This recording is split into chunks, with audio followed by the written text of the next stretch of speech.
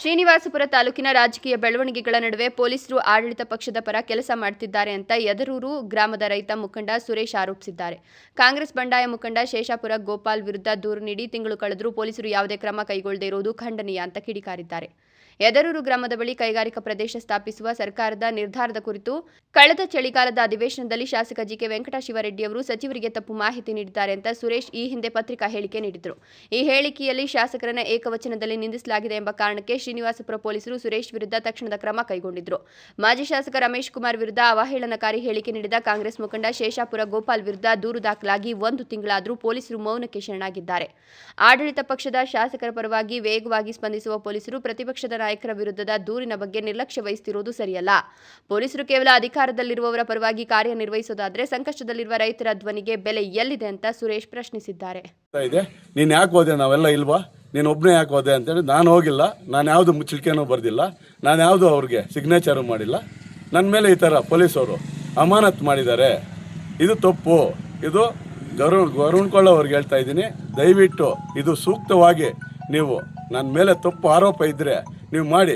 ಅದು ಬಿಟ್ಟು ನೀವು ಒಬ್ಬರ ಬಗ್ಗೆನೇ ಈ ಥರ ನೀವು ಕ್ರಮ ತಗೊಂಡು ಮಾಡೋದು ನಿಮಗೆ ಸರಿಯಿಲ್ಲ. ಆರೋಪಿ ಅಂತ ಮಾಡಿದ್ದಾರೆ. ಯಾರು ಅವರ ಆರೋಪಿ? ರೈತರ ಆರೋಪಿಗಳಾ? ರೈತರು ಭೂಮಿ ಕೇಳಿದ ಆರೋಪಿಗಳೇನ್ರಿ? ಅವರ ಆರೋಪಿಗಳಾ? ಯಾಕೆ ದೇಶವನ್ನೇ ಇವತ್ತು ಸಾಕಿ ಒಂದು ದುಡಿದು ಒಂದು ಎಲ್ಲ ಅನ್ನ ಹಾಕ್ತಾ ಇದ್ದಾರೆ, ಅದಕ್ಕೆ ರೈತರನ್ನ ಆರೋಪಿ ಮಾಡ್ತಾ ಇದ್ದಾರೆ ನೀವು? ಇದು ಮಹಾ ಅಪರಾಧ.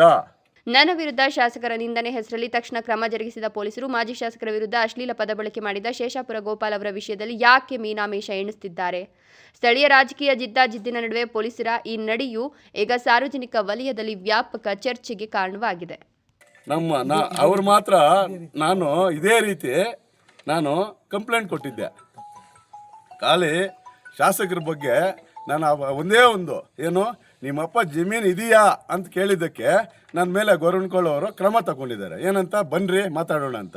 ಸರಿ, ನಾನು ಬರ್ತೀನಿ, ಮಾತಾಡೋಣ. ಅದೇನಿದ್ರೆ ಅದನ್ನು ನೀವು ಮಂಡೇ ಬರ್ತೀವಿ ಅಂತ ಹೇಳಿದ್ರಿ, ಮಂಡೇ ಬರ್ತೀವಿ.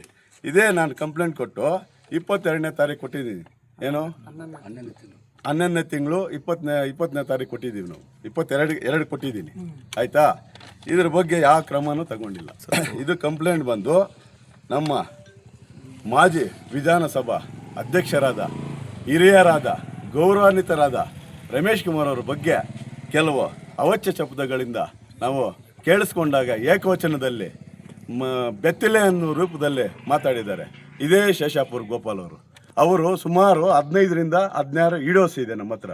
ಅದರ ಬಗ್ಗೆ ನಾವು ಒಂದು ಕಂಪ್ಲೇಂಟ್ ಬರ್ಕೊಂಡೋಗಿ ಇದೇ ಗೌರವಕೊಳ್ಳೋರು ಸಬ್ ಇನ್ಸ್ಪೆಕ್ಟ್ರಿಗೆ, ಸರ್ಕಲ್ ಇನ್ಸ್ಪೆಕ್ಟ್ರಿಗೆ ಕೊಡ್ತೀವಿ. ಇದ್ರಿಗೆ ಯಾವ ಕ್ರಮನೂ ತಗೊಂಡಿಲ್ಲ ಅವರು.